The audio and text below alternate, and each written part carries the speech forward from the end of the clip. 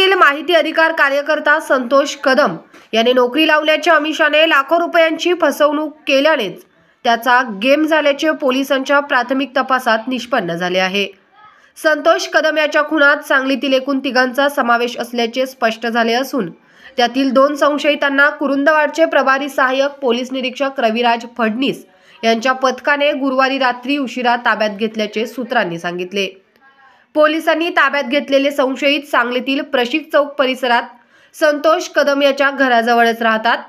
3 संशयितांपैकी 2 जण सांगलीवाडी येथील वीटभट्टीवर काम करतात। संतोष कदम हा सांगली महापालिकेवर गाढव मोर्चा काढणार होता। त्याची परवानगी घेण्यासाठी तो सांगली शहर पोलीस ठाण्यात गेला होता। त्याचवेळी त्याला शिरोळ तालुक्यातील आलास येथील मातीच्या औटीवरून एकाचा फोन आला। त्यानंतर घरात कुरुंदवाडला जाऊन येतो असे सांगून बुधवारी दुपारी 3:30च्या सुमारास तो बाहेर पडला होता। रात्रभर तो परत न आल्याने त्याच्या नातेवाईकांनी गुरुवारी सकाळी सांगली शहर पोलीस ठाण्यात तो बेपत्ता झाल्याची तक्रार दिली होती। त्यानंतर त्याचा शोध सुरू होता। गुरुवारी दुपारी त्याच्याच स्विफ्ट कारमध्ये कुरुंदवाड नांदणी रस्त्यावर त्याचा मृतदेह सापडला। त्यानंतर कुरुंदवाड पोलिसांनी तपासाची चक्रे गतिमान केली होती। त्याच्या मोबाईलचे कॉल डिटेल्स तसेच लोकेशन मिळाल्यानंतर तपासाला गती मिळाली। कुरुंदवाड पोलिसांनी आलास येथील औटीवरील एका जेसीबी चालकाला चौकशीसाठी ताब्यात घेतले। त्याच्याकडे कसून चौकशी केल्यानंतर सहाय्यक निरीक्षक श्री फडणीस यांच्या पथकाने सांगलीवाडीतील वीटभट्टीवर काम करणाऱ्या सांगलीतील 2 ताब्यात घेतले।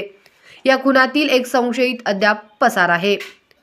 ताब्यात घेतलेल्या 2 कसून चौकशी केल्यानंतर त्यांनी नोकरी लावण्यासाठी संतोषने लाखो रुपये घेतले होते, तरीही तो नोकरी लावत नव्हता, तसेच पैसेही परत देत नव्हता। त्यामुळेच त्याचा चाकूने भोसकून खून केल्याचे त्यांनी सांगितले। तरीही पोलीस या खुनाचे नेमके कारण शोधण्यासाठी कसून चौकशी करत आहेत। लवकरच खुनाचे नेमके कारण स्पष्ट होईल असेही पोलिसांनी सांगितले।